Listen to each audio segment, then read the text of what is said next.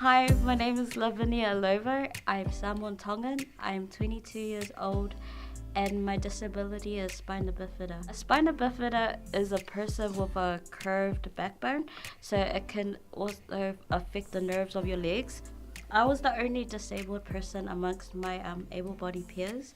I felt out of place having a wheelchair and everyone else could walk. When people walk to school, I had to find easier routes to get to home. Like up hills, everyone could just walk normally and I had to struggle to get up a hill, that kind of thing.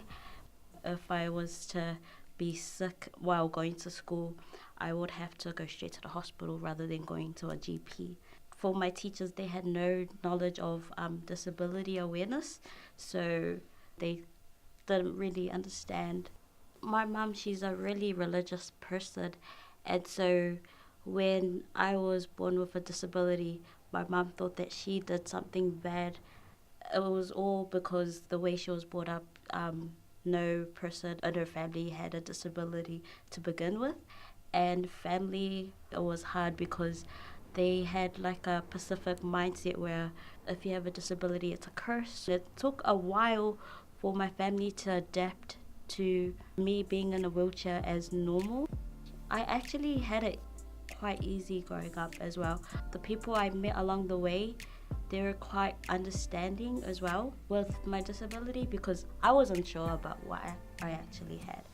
Just having that background support when you feel like nobody understands, it's just that love.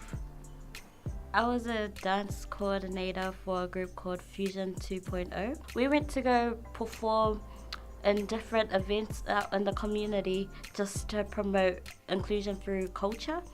And so this group was the only group where we were inclusive, and so it had people of all abilities that loved dancing and loved culture, and that's what we did. Shared our poly pride to the world, I guess.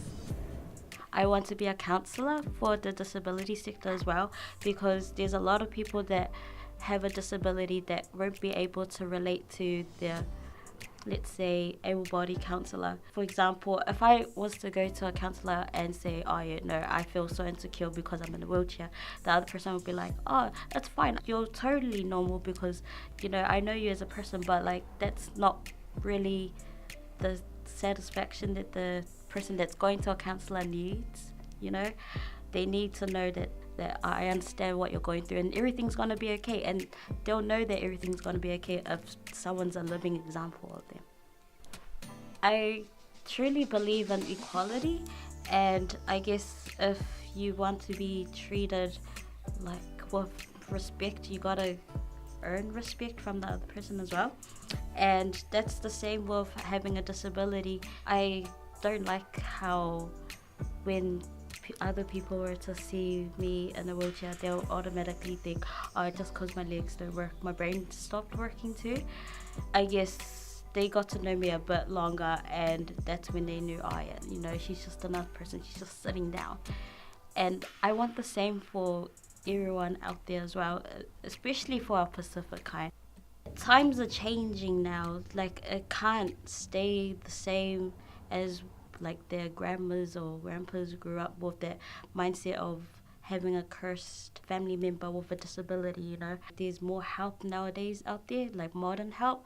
There's also guidance if you feel like you can't be supported or you just don't have any sort of understanding. There's a lot of people that now have knowledge of like how to help you with it.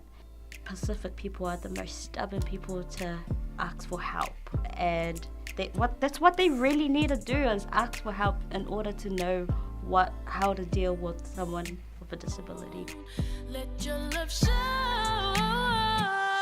It's time to